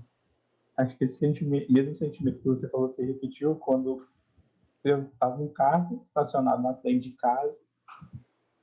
Eu, que é isso que está acontecendo? O cara perguntou para mim, falou, você que é o Mike? Eu falei, sou, né? Ele falou, então, isso aqui é seu, ó. Ano passado, não, eu fiz essa cara, eu chamei minha mãe, obviamente ela comprou o quadro, o filho dela, eu fiz essa mesma cara pro moço. Você não acredita que você veio na minha casa mesmo, né? Você me trouxe essa batata. Aqui é batata. Eu vou colocar aqui para me olhar todo dia. Aí, Isso. Pelo menos eu já tira da sala. Fala que a sua professora de teatro vai usar ela em todas as aulas, essa pessoa vai parar de te incomodar. Esconde debaixo da cama, sua mãe não vai nem lembrar dela depois. Mike, cadê a foto da Espanha? De quando você foi na Espanha, né? Pra parecer ainda mais engraçado. Vamos lá, vamos de Danilo, então? Chegou a minha vez? Ah, pensei que você tinha cochilado igual a Kelly, ó. Ó, não, tô aqui. Opa, tô aqui. Hum, Primeiro eu vou falar um pouco, já eu tô no escuro. eu ia te perguntar isso. Eu não sei nem se vocês estão conseguindo me ver. Você tem que ter uma câmera Eu de tô visão noturna. literalmente. Dá pra ver só o Eu brilhinho tô do óculos. literalmente no escuro. Só o brilhinho do óculos. Aí, então, já começa no óculos, né? Você sabe que a hora que eu vi a pergunta, eu comecei a pensar nisso. Eu falei, mas por que eu teria alguma coisa em casa que me incomoda? Se me incomoda, eu ia pôr para fora de casa. Eu ia jogar fora, né? Por que eu ia ter algum objeto que me incomoda? E aí eu comecei a pensar em objetos que incomodam. Eu falei, bom, se eu tiver alguma coisa que incomoda na minha casa, é alguma coisa necessária, porque senão não faria sentido. Aí a primeira coisa que chegou foi justamente o óculos, que é algo que me incomoda muito, né? É assim, não é que me incomoda, eu me habituei a ele é necessário, ele é essencial, mas que me incomoda, assim, eu gostaria de ficar livre dele. Aí, ao mesmo tempo, eu comecei a pensar, eu não sei, eu acho que todo mundo deve ter algum cantinho, uma gaveta, uma prateleira no armário do banheiro, onde guarda remédio. Eu falei, bom, eu gostaria de não ter remédio, porque o remédio é algo que, se você tem, é porque você um dia vai precisar dele. Então, é algo que de repente até me incomoda, e porque eu gostaria de não precisar dele, mas a gente sabe que às vezes a gente vai precisar. Aí eu pensei também em fios, fio de computador, fio é aquele emaranhado de fio, que é outra coisa que incomoda muito, mas que é algo que ainda hoje é necessário. Mas tem uma coisa que me incomoda demais, e até interessante, tem aqui, tem lá no serviço, em qualquer lugar que tem, que é isso aqui, ó. Que é essa lâmpada branca, que me incomoda demais. E é interessante que lá no serviço, é gozado isso, porque hoje na sala onde eu trabalho tem mais duas pessoas, e eu acho que elas também se incomodam com essa lâmpada. Então a gente trabalha, a gente abre a janela tudo e deixa a lâmpada apagada. E não tem um que não entre na sala e pergunte se a gente está economizando energia, por que a gente está com luz apagada, mas tem a luz natural assim, é tipo assim, algo que as pessoas se habituaram a acender a luz como se fosse essencial. Você está com a luz do sol, você tem luz natural, mas você fica acendendo essa luz que é algo extremamente artificial. Mas tem hora que ela é necessária, que ela é essencial. Eu acho que isso é o que mais me incomoda, essa lâmpada, essa luz artificial. É É legal você isso. comentar isso, porque Jéssica, acho que é a segunda ou terceira referência que você usa, que são coisas que parecem comigo também. Mas eu acho que eu já cheguei a citar isso pra vocês, de que eu não gosto de lugar iluminado, né? E que quando aqui em casa, muitas luzes né? Já vieram com o próprio apartamento e tudo mais, mas a gente trocou tudo. Mas se hoje você for procurar uma lâmpada incandescente, você não vai achar. E se você achar alguma luz artificial dos dias de hoje, nessa questão do LED, que pareça a incandescente antiga, né? Aquela amarela, aquela luz, aquela iluminação mais amarelada, ela fica branca do mesmo jeito. Assim, eu já experimentei, ela fica amarela nos primeiros dias, depois ela vai ficando branca e volta a ficar bem branquinha, igual essa que o Danilo acabou de mostrar. Mas no meu banheiro, no meu corredor e no meu quarto, eu tenho uma iluminação específica, assim. Lá no meu banheiro é muito específico, porque para mim o banho, como eu acabei de falar para Kelly, que a cama é um lugar, assim, para mim de relaxamento, o banho é um outro lugar, assim. Então, quando eu vou tomar banho, eu normalmente deixo para tomar banho relaxante à noite, porque aqui em Araçatuba não dá para você tomar um banho só, né? Mas o banho que eu vou falar assim, não, esse aqui para eu descansar mesmo é à noite, e normalmente quando eu tô tomando banho, ou eu não acendo a luz do banheiro, ou eu acendo essa luz amarelinha. Porque essa luz branca, ela realmente, além dela, né, ela é muito potente, ela é iluminadora, ela, né, realiza a função dela. Mas ela é muito incômoda, né? É muito claro. Eu não gosto, para mim que não gosta de claridade, ela não funciona. E ela incomoda, ela machuca mais o olho da gente, né? Ela já tem estudos e relatos de pessoas que ficam muito expostas a essa luz. Dá problema de pele até, porque a pessoa fica muito tempo expondo aquela iluminação na pele. Então, é uma referência interessante de incômodo. E que realmente é uma coisa que se faz necessária em determinados horários, né? Se você fosse uma pessoa que trabalhasse à noite, você não ia ter essa vantagem de abrir as janelas e tudo mais. Mas só abusando um pouquinho do tempo de vocês, e é interessante essa questão que o Danilo coloca, que alguém de vocês, pode falar não mesmo, eu não vou julgar ninguém que não faça, mas alguém de vocês para agradecer os momentos que tem durante o dia? A agradecer na crença de vocês, viu? Porque eu fui criada durante todo o meu período de infância e adolescência na fé cristã católica, apostólica, romana, tradicionalíssima, né? Como eu já relatei para vocês, eu tenho uma avó centenária que me fazia rezar terços todos os dias. Eu aprendi toda aquela ladainha do terço, eu sei que estou de cor até hoje, eu acho que eu nunca mais vou esquecer aquilo. E tem essas questões tradicionais e eu não entendia, eu falava assim, por que eu tenho que agradecer? Né? Por que as pessoas agradecem só as coisas materiais? Ai, Deus, né? Vamos dizer numa oração, assim, ai, Deus, obrigada pelo meu emprego, né? Obrigada pela minha casa, a casa que eu moro, obrigada por ter conseguido comprar minha casa. Mas ninguém parava para... Eu ficava isso na minha cabeça de infância, eu digo, tá? Hoje não mais, porque eu tenho já me resolvi, né, socialmente, já tenho a minha própria vida, então eu faço as minhas escolhas. Mas quando alguém ainda tinha que escolher para mim, eu pensava assim, por que eu não posso agradecer a luz do sol que ilumina meu dia? Há mais um dia que eu posso ver o sol, sabe? Mais um dia que eu posso ver a lua. Lua é uma coisa que chama muita atenção, é uma coisa muito encantadora, né? E que poucos param para observar, para admirar. Eu digo poucos, assim, no sentido geral. Se a gente for contar a quantidade de pessoas que existe, a quantidade de pessoas que param para prestigiar a natureza, né? Não aqui querendo ser, nossa, admiradora, né, defensora dos animais e tudo mais. Não isso. Mas, assim, quantas vezes isso faz bem para nós? Né?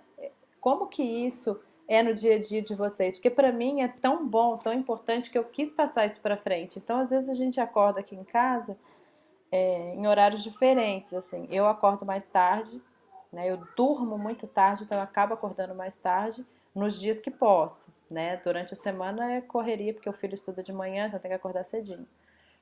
Mas assim, não tem um dia que não acordo e olha para fora e fala assim, sol, valeu que você tá aí de novo. E não é assim, nossa, você tá viva, você tá... Não, é o sol mesmo, né? Ele é um ser vivo e ele tá ali todo dia iluminando, né? Trazendo saúde para nós, trazendo vida para nós. E poucos de nós paramos para olhar para ele, pelo menos, né? Falar, vou ficar olhando para o sol? Não, cara, olha lá que ele tá iluminando, tá trazendo uma luz natural. Né? Criança tem mania de acender lâmpada, né? Vamos ligar a lâmpada e tal, assim. Mas eu sempre repito aqui em casa, falo, ó, pode parar, olha lá a luz natural, abre a janela para você ver que cor que tá lá fora. A minha filha fala, mãe, já tá ficando escuro, pode acender a luz?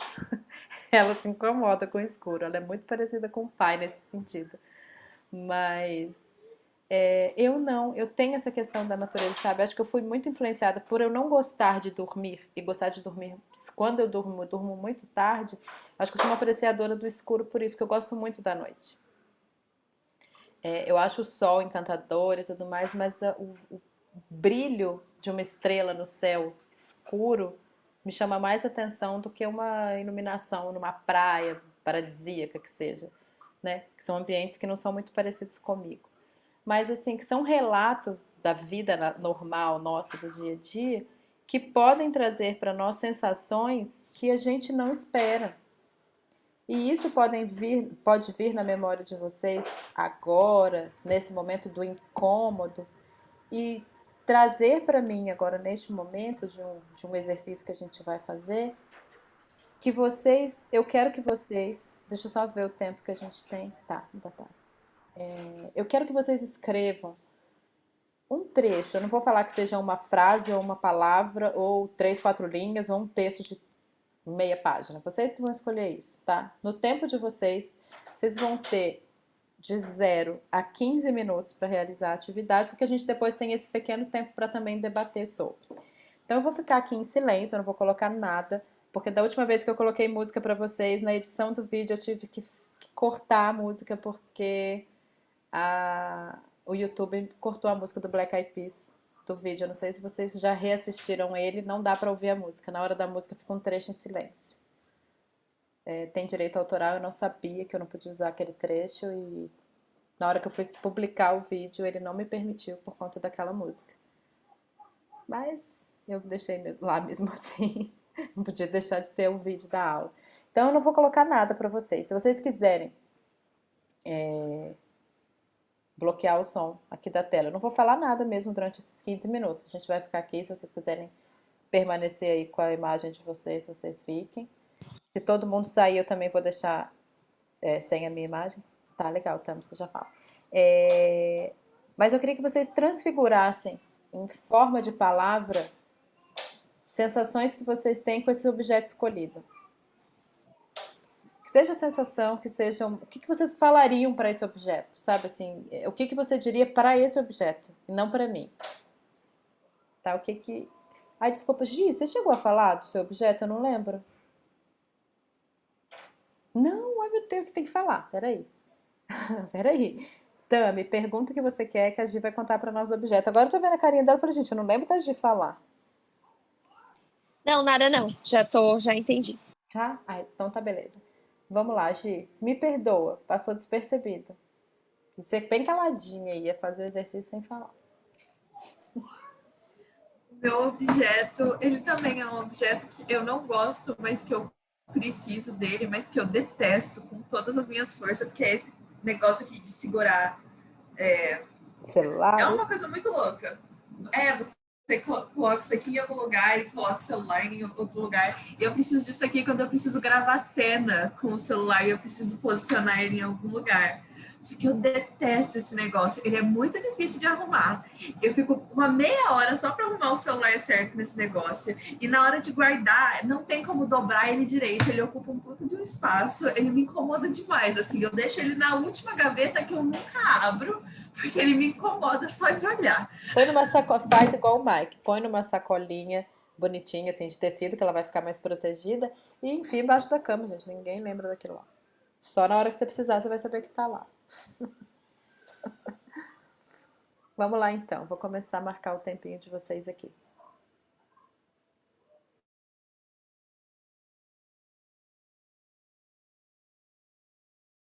É só uma coisa assim, se dentro desse tempo de 15 minutos todo mundo encerrar, só volta pra mim, só pra eu saber, ó, já encerrei, só pra eu marcar aqui pra saber quem tá faltando finalizar, beleza?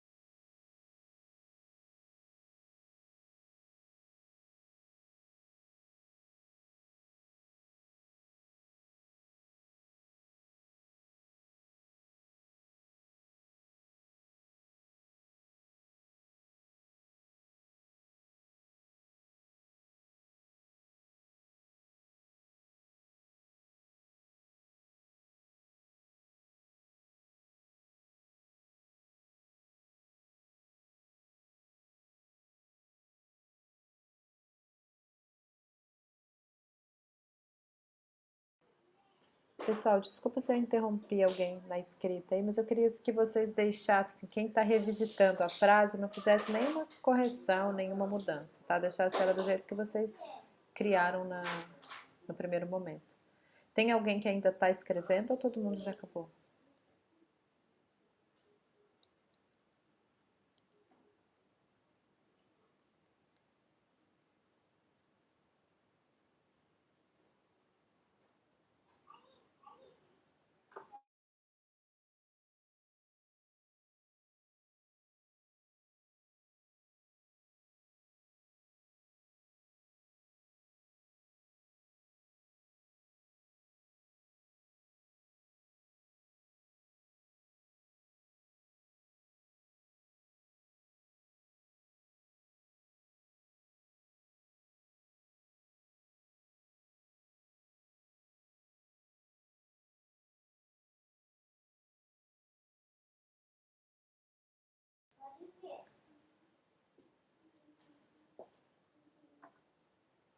Danilo, como você é o único que eu não estou vendo, você já terminou?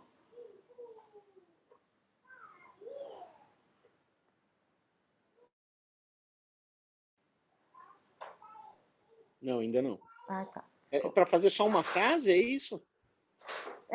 Um trecho, você que vai escolher se é uma frase, se é uma palavra, se é 3 linhas, se é uma página. Tá. Todo mundo já acabou? Eu acho que sim. Falta 1 minuto, então já que você quer acabar ainda, pode acabar.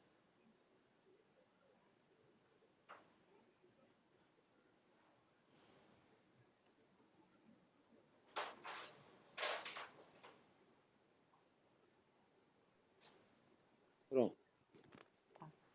Antes da gente começar, eu vou só falar para vocês, eu recebi agora, enquanto a gente estava nesse momento de pausa aqui de falas, uma inscrição seria um festival, né, de teatro lá da minha cidade. Ele fala aqui, ó, você é artista de teatro de todos os cantos, está com experimentações online no seu repertório, tem boas filmagens dos espetáculos, tem propostas de oficina para formação em artes cênicas, então se liga. Comemorando o aniversário de 5 anos, a companhia Sala de Giz vai adaptar o festival de teatro a plataformas virtuais. Então tem aqui, ó, espetáculo filmado R$1.000, oficina de formação R$1.500, experimentação online R$2.500. Tem um link para inscrição, eu vou mandar lá no grupo, porque se alguém de vocês se interessar ou conhecer alguém que possa se inscrever, divulga, porque o valor é interessante, como é tudo online, acho que vale a pena. Eu vou começar com vocês na sequência que vocês estão aparecendo visualmente aqui para mim, tá? Então, na sequência de uma linha reta, assim, a ordem das linhas que estão aparecendo. Então, primeiro é o Mike, e eu gostaria de saber se vocês se importam de eu escrever a frase que vocês vão citar. Posso escrever? Deixa eu só colocar aqui o que é o objeto. Como é que chama? Pôster que chama essa coisa? Essa coisa, desculpa, eu falei sem querer, não era relacionado exatamente ao seu objeto específico, mas é que normalmente essas fotos chamam pôster, né? É um quadro. Então, mas ele foi colocado num quadro, mas quando vai vender, a pessoa fala pra você, vou fazer uma foto, vou fazer um pôster, né? Que seria um cartaz de você.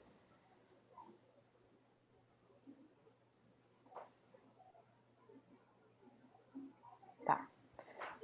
Pode falar. Eu vou precisar de muitas linhas? É uma 6.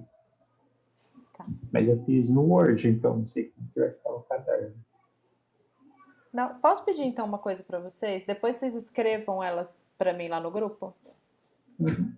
Só coloca lá para mim que eu quero ter esse registro, porque isso é uma coisa que a gente vai usar depois, tá? Pode falar. Não acreditei quando te vi pela primeira vez, e agora eu te vejo todos os dias. Eu abro a porta e te vejo, eu passo pela janela e te vejo. Eu entro na sala e te vejo. Com todas as minhas forças, eu não quero mais te ver. Você fica aí parado me olhando, não quero mais te ver, não quero mais te ver.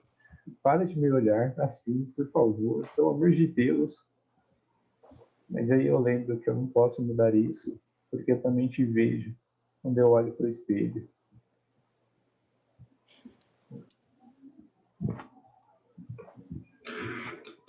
Legal. Alice. Você fez igual a Meli. Ah, não, Josi, depois disso aí não vou falar não, tá muito ruim. Isso não é desculpa, vamos lá. Às vezes uma palavra vale mais do que um livro. Não, eu só olhei, fiquei olhando pra ele, na verdade, eu não escrevi tudo, porque eu fiquei conversando com a parede, que no caso é a foto do meu irmão. Aí, ai, Josi, que vergonha. Vergonha alheia, caramba. Vergonha alheia não, vergonha de mim. Vergonha da parede. É, mas de mim, depois do Mike, o do Mike tinha que ser o último, porque agora a gente chora. O que a gente vai falar, viu? A minha irmã é linda, mas foi burra. Ao colar você com fita extra forte. Você representa momentos. Gosto de momentos. Porém, não da minha irmã. Muito menos alguns que me remetem tristeza. Desculpa, S2. Giovana.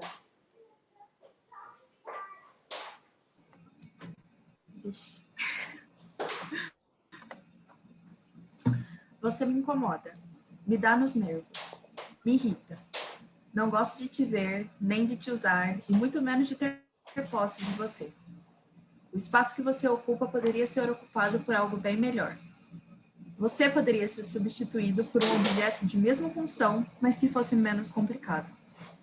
A agonia que sinto toda vez que tenho que te tirar da última gaveta da escrivaninha é quase estressante. O fato de você ocupar muito espaço e ainda desorganizar por conta própria qualquer lugar que eu te coloque me faz querer te jogar no lixo o tempo todo. A sensação incômoda que tenho ao tentar arrumar um espaço em que você se encaixe é inexplicável, porque você não se encaixa em lugar nenhum.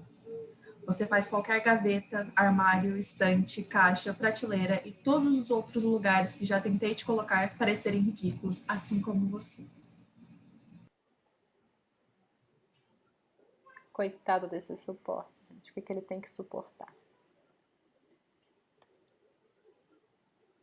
Vai, Kelly.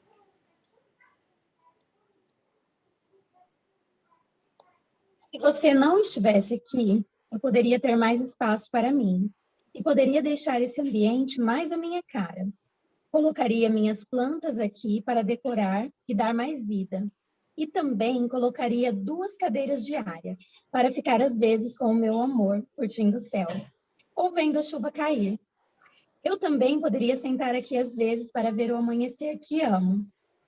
Acho que estou perdendo de fazer bastante coisa que gosto por sua causa. Me aguarde. Determinado, ó. Já mudou o foco. Já não é uma coisa que incomoda, é uma coisa que ela vai jogar fora. Já é lixo. Felipe.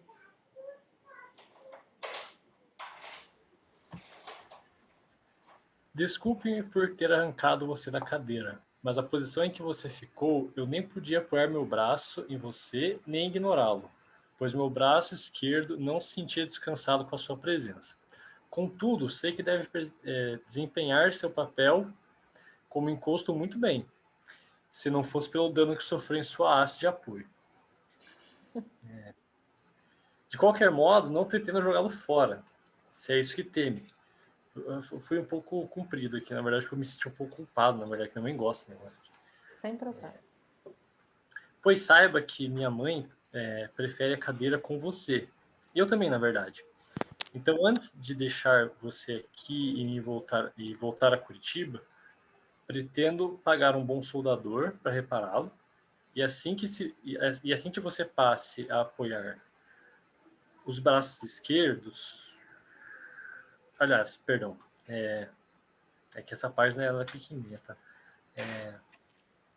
Pretendo pagar um bom soldador para repará-lo, e assim para que você passe a apoiar os braços esquerdos com uma firmeza muito maior do que jamais eu e minha mãe vimos. Porque quando a gente comprou, ela já estava danificada, na verdade. E agora ficou... Eu arranquei. E eu me senti culpado. É engraçado que você pediu desculpa por uma coisa que te incomoda. A Kelly já é vingativa. Ah, acho que a Alice também pediu desculpas, né? Tami.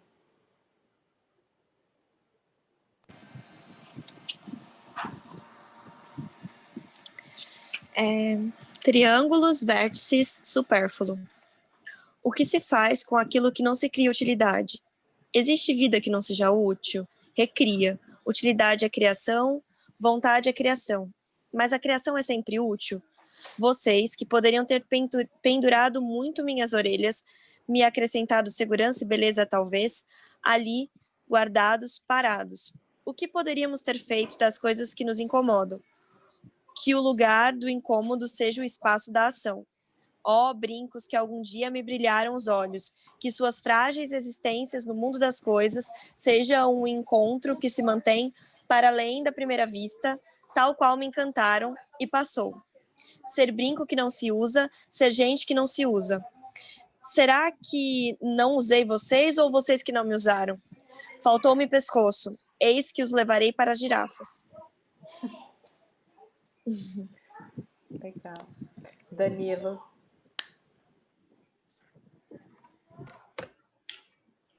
E depois falaram que era difícil falar depois do Mike, né? Tá bom.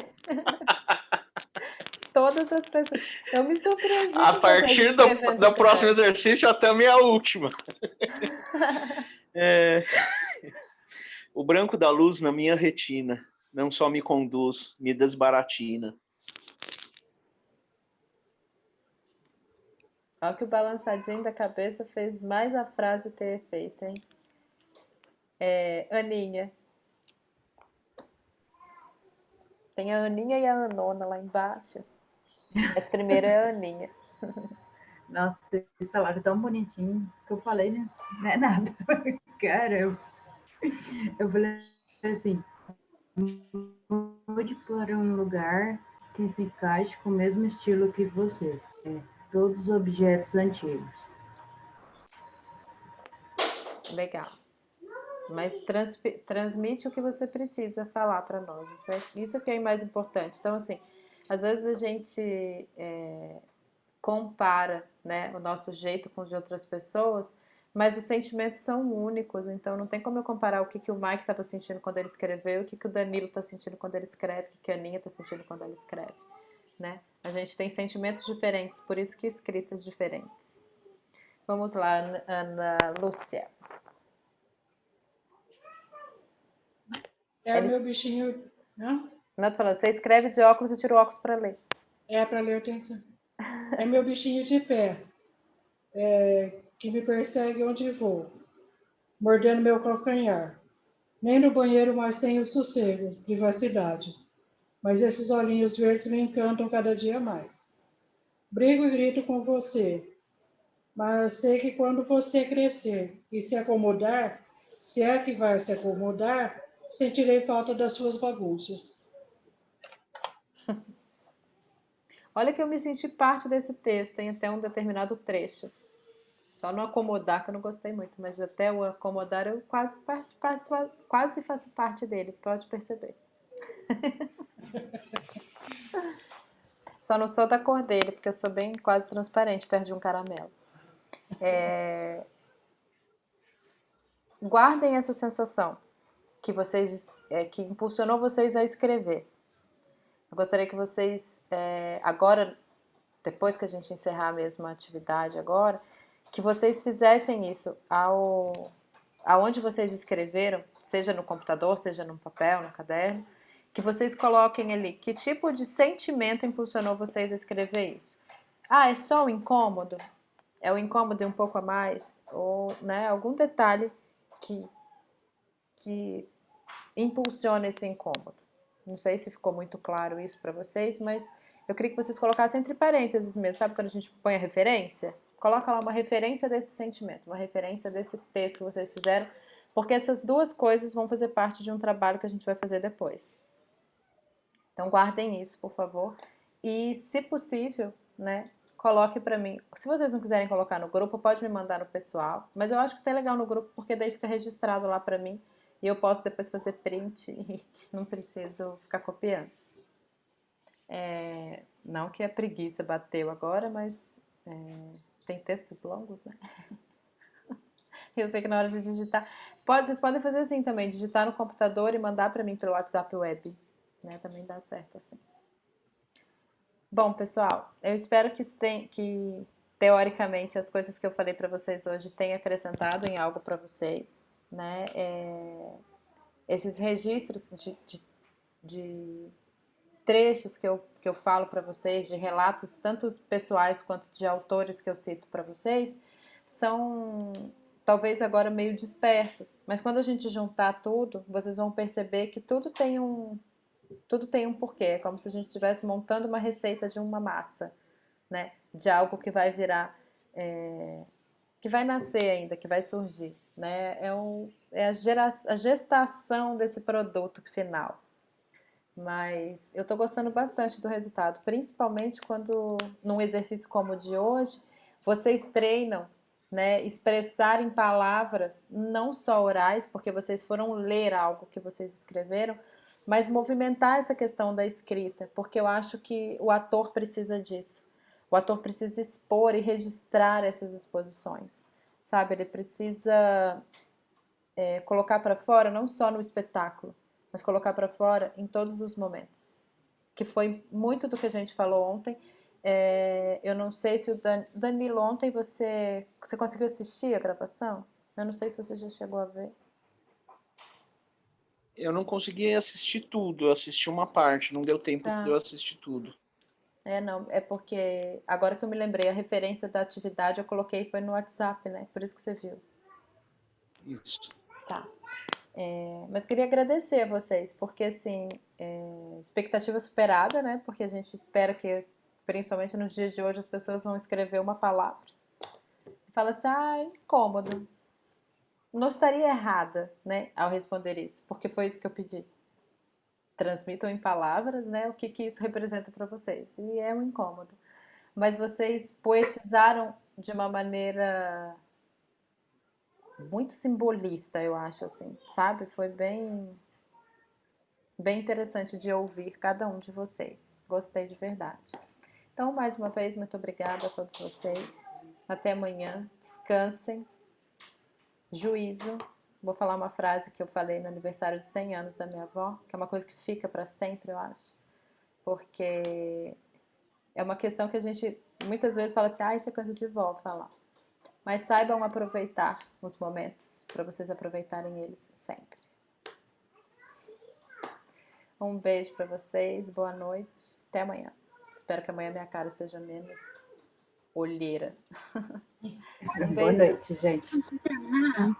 Quando eu crescer, eu quero ser igual a Tami. Eu amei o texto dela. Legal, né? Gente, eu terminei na girafa, gente. Falando de pescoço. Não, mas eu gosto de escrever eventualmente. Então, obrigada, Josi, pela oportunidade, viu? Nada. Foi muito legal, muito bom, muito bom. Que bom que foi bom. E que bom que a gente vai poder usar isso depois. Então, por isso que eu peço que vocês guardem. Obrigada.